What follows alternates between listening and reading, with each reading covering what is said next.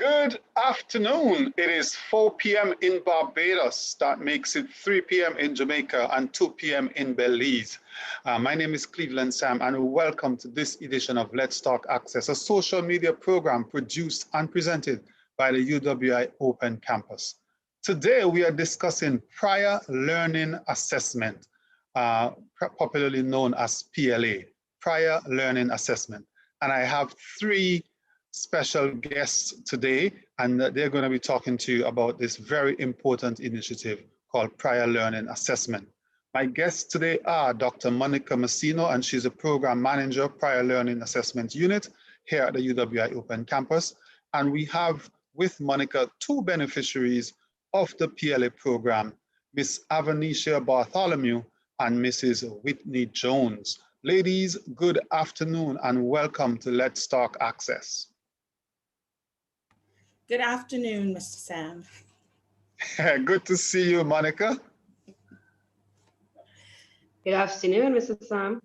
All right, and welcome, Mrs. Jones. Thank you guys so much for being here. And as I said, we're expecting another guest, Miss Bartholomew, and she'll be joining us a little later. Monica, before I ask you the first question, I'm going to read a quotation that I found on the Council for Adult and Experiential Learning in the United States. And it says, and I quote, in short, adult learners come to the post-secondary education directly from work, life, and military experiences, where they often have had many years of hands-on learning that epitomizes what Daley held up more than 80 years ago. They also come with other kinds of experiential learning from self-study, open education resources, or from formal training outside the college classroom, end quotation. Monica, you have been here with us before. What is prior learning assessment? Much like you would have mentioned, a prior learning assessment is one of those ways or an option in the open campus where persons can have their experiential learning acknowledged for credit so they can move forward in a program. And at the very least, entry into the university and further, into their program of interest. Much like you would have mentioned also, persons come to the university or to the education environment with a wealth of experience. Right. Sometimes that experience, that hands-on experience and knowledge outweighs the learning outcomes that are proposed or in each course or even in a program. So it meets or exceeds that. But for us, we're trying to capture it against the learning outcomes that we will have for each course in order to recognize that as credit. So we have that learning that they display in a portfolio assessed for credit. So that's one way that we're helping. Thank you. All right, great. So PLA. So my understanding is that there are different types of prior learning assessment. And you want to explain to us what are the types being offered at the Open Campus? Well, currently the Open Campus offers two opportunities for prior learning assessment, or PLA for matriculation, which is entry into the university, and PLA for advanced placement, that once you enter into the university and you have that experiential knowledge that you want to recognize, PLA for advanced placement is an option where you can set for the course and hopefully be exempt from those particular courses as you go through your program. But I must say, while we focus on the different courses, the university foundation courses are a requirement. So we can't get around that. All right, you can't escape the UC 120 and so on and so forth. Yes. All right. But the PLA courses, they recognize the general knowledge that students bring to the educational environment, the specific and the specific knowledge. All right, let me bring Mrs. Jones into the conversation. You are a beneficiary of PLA. Tell us, what was your experience? First of all, how did you learn that you were eligible for prior learning assessment in the first place? Well, for me, I kind of stumbled upon the PLA, stumbled upon it to see, because I did my up to CXC level, but I did not complete the 5. I only had 3. And, you know, it was always a goal for me to, you know, attend university. But obviously you have to have, you know, the basic requirements for most of the entry level for the courses is 5 CXC subjects. So ever so often I would go up on a university open campus and just look around. I would just, you know, look at the courses and, you know, say, okay, one day it's just to keep that passion alive.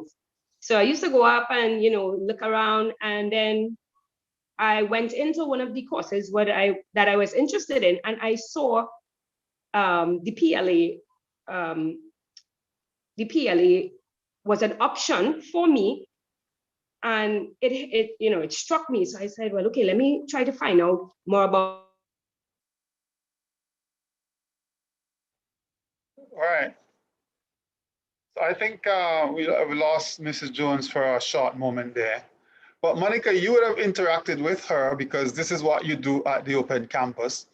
Can you remember when she first contacted you? Yes, I don't want to steal her thunder. Right. But you could just tell us generally how the process works. So a student like Whitney would contact you, and what happens? What happens is they would complete the PLA pre-advising e-form. And on that form, they would indicate, of course, they're not necessarily the name, but the demographics, that they understand what the university requirements are, that they're at a particular age because we have an age requirement for a PLA. Okay. And that they have the experiential knowledge in the subject that they're interested in. And they actually name not only the program or subject, but they name the subjects. So it's like she's looking through a catalog, so to speak. And she's saying, well, they have these courses here, and I need these courses for entry. I have, you know, experiential knowledge and the courses, and then she would then list them. And of course, once she hits that send button, then we receive it. Yeah. Mrs. Jones, yes, you're back. I know how the internet is in the Caribbean. Sorry, you could continue. Yes, and as Dr. Messino was saying, it was pretty simple.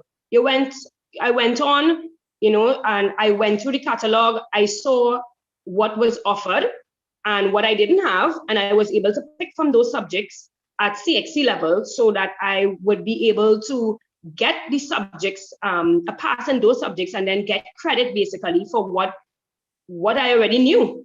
It's just that I probably didn't have it in the formal setting, but it was stuff that I knew. And it was such a joy, and it was such a relief, and it was, you know, it was a light bulb moment that my dream was starting to become a reality, that I could, you know, get into university, because that was a childhood dream of mine, and it made it a reality. I know for a lot of students, they would go through the CXC, you know, as a breeze, but for others like myself, stuff beyond my control, I wasn't able to finish. So I thought that was it, but this course gave me a new lease and a new hope on my dreams. So it was a really defining moment for me. I see Dr. Messino is smiling widely, broadly. Yes, it was a defining moment for me. So I would encourage, you know, just go and check it out. Okay. So tell us, what was your interest, Whitney? What was your interest? What were you interested in studying? And what are you studying now at the Open Campus? Social work. Any type of work, because I am a geriatric nurse, a certified geriatric nurse. So my heart is in helping as much as I could. So I would, you know, that is what I always had an interest in. And, you know, now I'm able to pursue. Great. So, Monica, having looked at what Mrs. Jones submitted, did a light bulb go off in your head as well? I think we all had our aha moments, you know, because the first hesitation maybe from the student is, will I qualify? What are they looking for? And am I good enough? And it's just a matter of receiving her CV, outlining or matching them to the courses that she would have put forward for a prior learning assessment. But then it's just working across back and forth to have her identify some of the jobs that she would have had that learning in it. So we were able to match it up to the course. So I think a lot of persons in going through that is detail. It's not just a simple resume that persons would send to us. It would be a very detailed resume. So that's what we worked on, making sure that her resume was so detailed and it outlined everything that she would have done in a particular job, that it matched back up with the course. So those those learning outcomes were matched up. Great stuff. So Mrs. Jones, you're a geriatric nurse and you wanted to pursue a degree in social work. So tell us on this program, what were some of the experiences that you had that led you to be a successful PLA candidate? Okay, well, before I got into geriatric nursing, I actually did clerical work. So just with that experience, I was able to basically take what I knew from the hands-on experience in the job and what I learned, and transfer it into a portfolio. That basically, that's what you call it, a portfolio. Yes. If I'm not saying the correct terminology, Dr. Basio, feel free. But so I worked as a clerk, right? I worked also with what do you call it? How to put it? So basically, it was clerical work as well, but it was with a company that sells marine coatings. So there was a lot of numbers and calculations involved. And the two subjects that I put in for the prior learning assessment was actually maths and principle of business. So I was able to take my job experience and match it with what was required to gain the subject or gain the credits, and put them together in the form of a portfolio, basically. And I was awarded the credits for both subjects. But I have to also say it was not on the first try. Right. Yes, it wasn't on the first try. What I actually did, I went in with the two subjects. So I'll just go in a little further. I went in for the two subjects, and I took for granted one of the subjects, which I believe was the mathematics.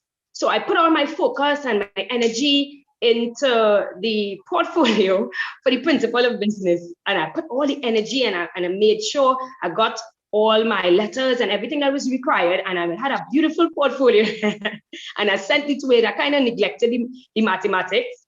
I don't know. I was just so excited to run with it. And I actually got the credit for the principle of business, but I was not successful with the math. And I was kind of, let me don't lie. I was very, very disappointed. I was almost on the verge of tears and telling my husband, I'm not doing this anymore. That's it. That was, you know.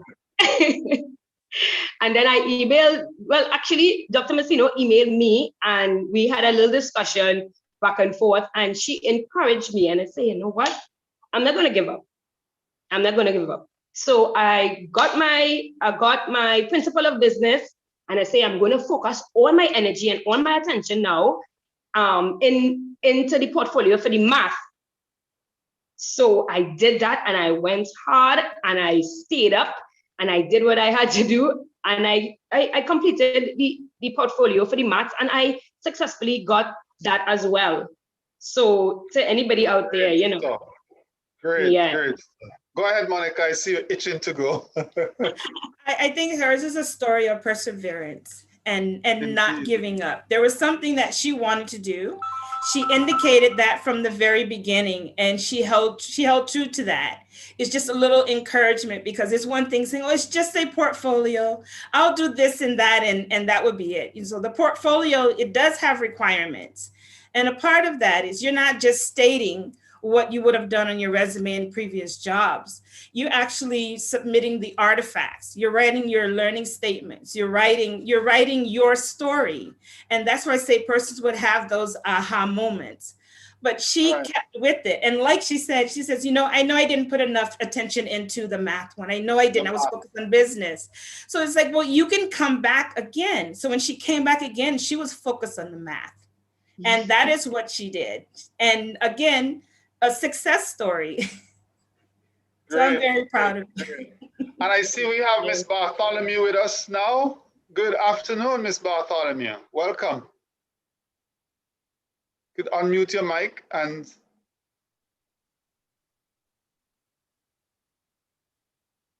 yeah, just unmute the mic and we'll be ready to go. It's good to have you. All right. Seem to be having a challenge there with the unmuting of the mic, but we're not leaving you anywhere. You're coming along with us. Yeah, you just need to press the unmute on your phone. I think you're using a mobile phone. Yeah. Okay. So while Ms. Bartholomew deals with her technical issues, so as you said, Monica, this is a very rigorous process. Yes, it is. So it all starts with the PLA pre-advising e-form that's then sent to the PLA unit. We then screen the e-form and we request the resume or a detailed CV.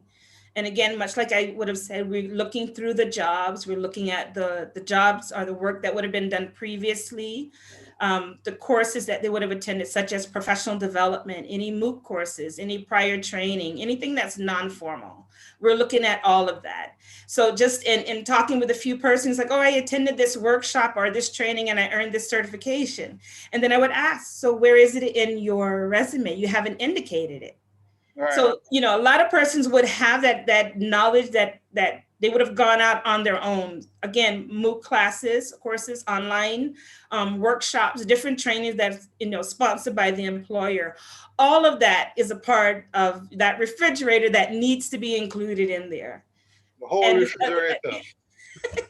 Yes, and it's not only just including it and documenting it on your resume, because the resume is a document that when we finally sign off, it's like when you get into the course, now you're building it out. That portfolio is your story. You're going to talk about your interests, why you want to pursue your degree, what are your lifelong dreams. You know, we go through all of that. So, and Mrs. Jones, as you said, you're a geriatric nurse. So you would have done some training as a nurse as well in order to get into the nursing program. Yes? Yes. Yes. Right. So that would have also factored into your PLA application, I'm sure. Tell us how that worked. Yes, greatly. Our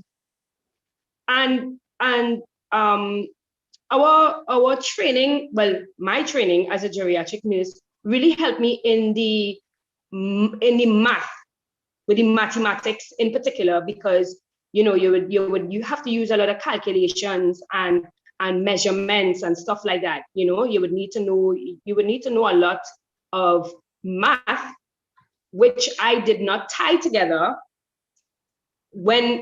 before I started doing the prior learning assessment. It's only when, you know, and it's step by step. So as you go further into the course, the PLA, they break it down so that you could realize that, wait, I did do math in my training as a geriatric nurse. I did cover the conversions. I did do algebra. You learn it in your training, but you're not fully aware that was actually math. That was actually math. Right. So when I was doing it, it was eye-opening to me how much I actually knew from working and from doing courses, and especially my geriatric course, because that is what helped me with the maths, probably 90%. that specific training and that knowledge of working in this field for a number of years. So it was an eye opener how much you uncover about yourself while you are doing the prior learning assessment. You uncover a lot of knowledge that you didn't know you had. I didn't know I did algebra. I didn't know I did, measurements and conversions and different things like that in my training as a geriatric nurse. So it was an eye opener.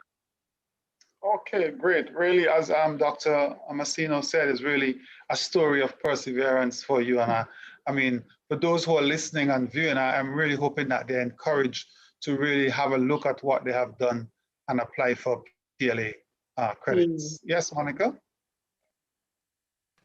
I really don't want to take up the time, but I'm not sure if Ms. Bartholomew is ready. She seemed to have issues as well, so she has logged out to log back in. Okay. We'd really love to have her on, even though it's for 5 minutes. So we'll keep trying to get her in.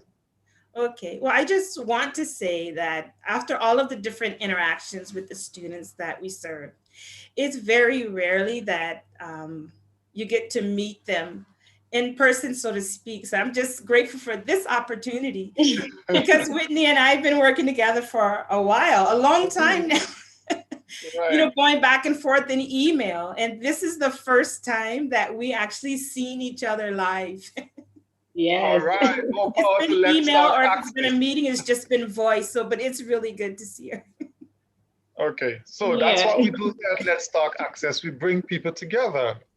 Yes, yes. From all over. Right. From all over the world. Yes. Before I'm going to come back to you, Mrs. Jones. But Dr. Masino, PLA, how many programs do we have PLA available for currently? Currently, we have PLA available, of course, for matriculation entry into the university, but for all of the programs that we have, such as our management studies, our social work, our youth development, BSc banking and finance, PLA is available for all of those, including or inclusion of the minors as well. Those specialties such as human resource management, hospitality, all of those. For matriculation or for advanced placement? For advanced placement. Right. And matriculation is at the level of CXC. So for those, we have the different CXC courses, principles of accounts, principles of business, the mathematics, social studies, science. We have all of those available for matriculation into the university. And again, for the advanced placement, the BSc Banking and Finance, the BEd, youth development, social work, management studies inclusive of all of the minors. And the one I forgot to mention before, the BSc Sports. And all of course. I mean, Kevin would not be happy if you didn't say that, right? Yeah. Right. So for persons again who are viewing, I mean, you have heard the long list of courses, of programs that Dr. Masino has outlined. So especially for our sporting personnel, a lot of them have a lot of experience in sport, but they may not have had an academic background. Tell us, how can they take advantage of PLA, Monica? For persons that are involved in sports and may not have that academic background, we still have the option of matriculation that's available to persons that are coming into the university. Again, you don't have the academic background, take a chance to complete the pre-advising e-form, send it to the PLA unit, send us your detailed resume or CV. And when we say detail, I mean detail all of the things that you would have done over your career, list them all on your resume. And that starts the process with us. If you've already applied to the university and they were accepted into their program, they still have an option of advanced placement. While our registry would offer exemption in certain subjects, PLA is still an option where the exemption, you've already received the exemption from the registry, but you still have other courses that you already have the skills and experiential knowledge, for, then take a chance. look through the courses or the catalog that we have, select those courses, send the courses to us. We look at your resume. We work with you and help to build up your resume to make sure what's in your resume meets those specific learning outcomes. And then we move from there. Okay. And do you find that students are now taking advantage of PLA more than, let's say, 2 or 3 years ago? Yes, I think the economics option plays a role in that, because it's one thing taking a single course in your program, but with prior learning assessment, you're registered for one course. You can, for advanced placement, you can put up to 7 level 1 courses in your one PLA course. And how that works is you're registered for the PLA course, you have to meet all the requirements, but you're registered for the PLA course for advanced placement, that portfolio development course. And in that course, you list all of the subjects, all those level 1 subjects, up to 7 courses in that particular course. But that also means you need to write to the learning outcomes for each of those 7 courses. Each of those, right. Yeah, you should have the skills, knowledge, or experiential learning or some training in the area. And it's not that we're just going to take your word, because we believe persons too, but with any part of quality assurance, you need someone to attest to that. So whatever you're writing, you have those persons either in your work environment, your prior boss, your current boss, someone in human resources, someone at the church that you would have done that work for. We ask for you to list those attestors, because those persons would have firsthand knowledge of your skills in the job that you would have done. So we ask for attestations to basically back up the information that the person put forward. But not only the attestations, artifacts. So if you attended a workshop in a particular area, you would have that certificate from the workshop or some type of recognition that would build part of your portfolio. Right, so this is always pure evidence, evidence-based. Yes, so it is credible, and we always follow our quality assurance mechanisms.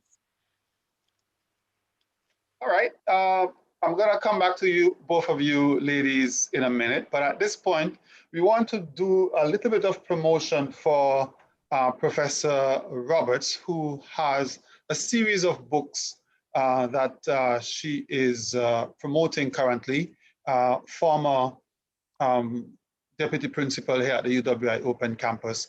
And there's a website where you can get these books. There's a series in particular that we're promoting. It's called Finding Joy. And there are 4 parts in this series: Finding Joy in the valley, on the plain, or on the mountain. There's also Finding Joy in bereavement. There's Finding Joy in COVID times, Finding Joy in retirement, as well as Finding Joy in bereavement. So you can go to www. Well, there is the website there for you, where you can go and purchase these books by Professor Vivian Roberts, and you can help to support this book ventures. There are actually several books there apart from the Finding Joy series. There are some other books there on history of the Barbados Community College, the St. Philip Parish Church, the Foreign Court High School in Jamaica, and so on. So please go log on and support this effort by Professor Roberts. And of course, part of these proceeds are also going to the UWI Open Campus Alumni Association to assist with the efforts there.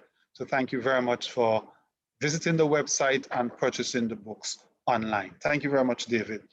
So we are back to PLA, and we are still hoping that our colleague, Ms. Bartholomew, can be with us before the program ends, but she seems to be having some real technical challenges. But I know my colleague, David Foster, is in the background trying to help her to get on. So I want to go back to Mrs. Jones. I mean, I just love saying that name, Mrs. Jones, right? It rings so well with that song. All right, Whitney, I'm sure you're good fun with this. Right, so tell us where you are now. You have gone through the PLA system. You were successful thanks to assistance from people like Dr. Messina and Dr. Long and so on. Where are you now in your journey? Well, I currently enrolled to do my BSc in social work. Right. I sent in my documentation and all that, but due to what is going on in my country, which is Trinidad and Tobago, I have decided to hold off for a little bit until, things kind of settle and we kind of know what is going on, because we are currently in a lockdown for 21 days. So there's not much movement, there's not much of anything, but they offer the course online, but you still have to do one or two things in person. So Right. I'm just trying to do my part to keep myself and my family safe. So we have decided to defer for a little bit. But as soon as we get the all clear, I will be, streaming ahead in my course. You in September. Yes. Yes. All right. Great stuff. Great stuff. And overall, how would you describe the experience with the PLA process?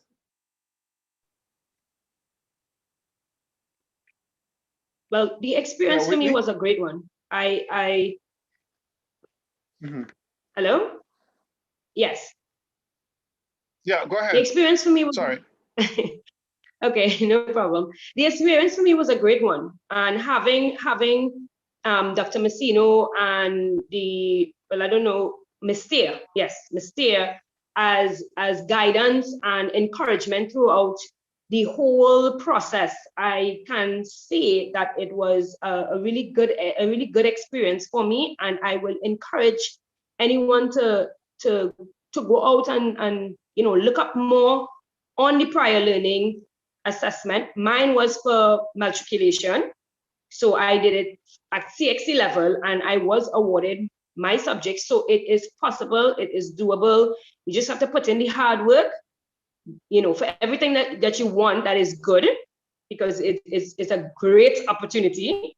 It's not going to come easy, but it's not impossible once you put your mind to it, and you get help all along the way. So it was a wonderful experience for me.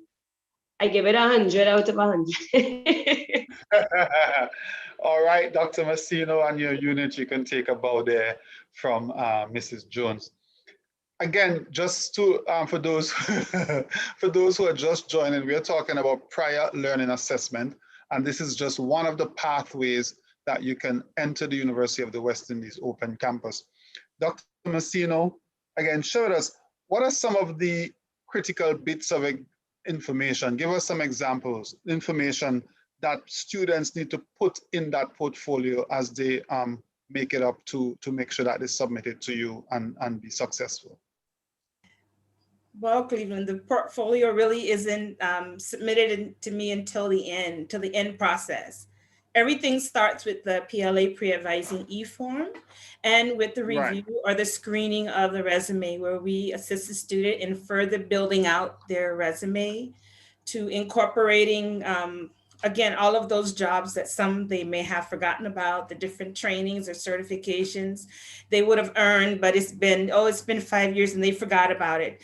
And it's like, but it's through that process and that conversation that sometimes they discover, it's like, oh yes, I did take that. Or I do have this course, or I did do this. So everything start coming together. And like I said, it's a part of that aha moment.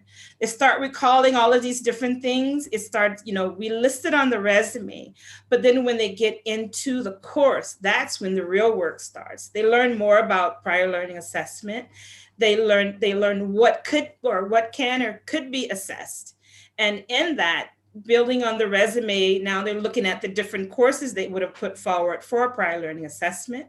They're looking at those learning outcomes. So now you're matching up the learning outcomes along with your knowledge, skills, experiential learning. And that's a process that they would also go through. But as I mentioned earlier, it's also about the student as well. Who am I? Why do I want to continue my education? Why do I want to do this? So they're telling you in that portfolio is a story of the student. why they're striving to come back into education. What is it that they want to do? What program they're interested in? Who influenced them? And then as they're going through that process, they said, I went to the open campus and I was interested in, prior learning assessment. So I start off my journey about, looking at the different courses, the program, but the different courses I'm interested in. And then as they list the courses and writing those learning statements, and now the artifacts. Well, I have this training certificate here. I have this training certificate there. I've taken a MOOC course here. I've attended various workshops. But then what comes back into play as well is who can attest to this? So while we get along with our students and we mentor them, it's not me that can attest to their skills and knowledge. It's the persons that know them best. And again, it's the employer. It is their minister at church. It's wherever they would have done the work, those persons who can attest to the skills and knowledge that they would list, on their resume and in their portfolio. So we ask those persons for statements, a letter of attestation. Of course, we're looking for specific requirements, but we ask those persons to basically testify for the student, on their behalf. And we ask persons for each course get at least 3 attestors, 2 to 3 attestors. Sometimes it's more, but it's per course. Someone that can attest to those skills and knowledge, because while you have this knowledge here, one person may have only seen a piece of it and the other person may have the other piece of it. So that's why we ask for the attestors, all the different artifacts. And this is as they build their portfolio. But the critical component for the student are the course instructors, because they help guide them along the way. They're not alone in the course. They guide them as to what area you should look in, what you should further build up on. The different assignments help them build up the portfolio. And then it's ultimately, when they're putting everything together, the course instructor reviews it and just said, okay, now you have the okay. We're then signaled in the PLA unit to say this person is now ready. This is the list of their attestors. And then our work starts. And with that start, we then contact all of those attestors and we ask them for the letters. We screen the letters and then we forward it on to the student for inclusion into their portfolio. The last step is the assessments of the portfolio that are done by external assessors. Wow, it's a very involved process, part of the quality assurance process, I imagine. Yes. You said that there was an age component, age limit, but what would that be? Well, for PLA for matriculation, applicants interested in PLA for matriculation must be 18 years of age or over, have at least 2 years post CSET, and possess the experiential learning and knowledge, for the program that they're interested in. And for the PLA for advanced placement, those persons must have at least 5 years experience in the area that they're interested in. And I think that's another critical component, because 5 years in the experience in the area, they have reached the age of 21 and undertaken relevant training or workshops or seminars in the area in which, again, that they're interested in or their program of interest. So one of the things I want to ask you, I haven't seen any questions coming through as yet, but one of the things that sprung to my mind, what would you say are the major benefits of the PLA for advanced placement? What happens to those students? Do they actually get to a higher level in the course? Tell us, explain what happens there. Of course, it's much like with the others. They have their prior knowledge. They can demonstrate it. They have it validated and recognized. They gain a recognition for the work that they already know. So as I mentioned, the registry earlier, they would come in and look for exemption for courses. But again, PLA is another option for exemption.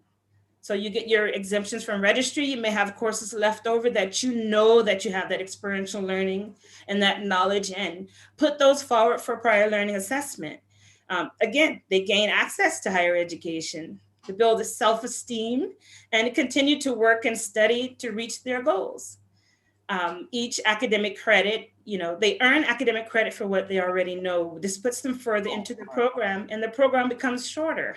Remember that prior learning assessment for advanced placement, they can earn up to 7 courses or 21 credits. Yes. Right. So that means that it cuts the time to complete the program. Yes. Imagine taking one course, for lack of a better word, and getting rid of 7 courses.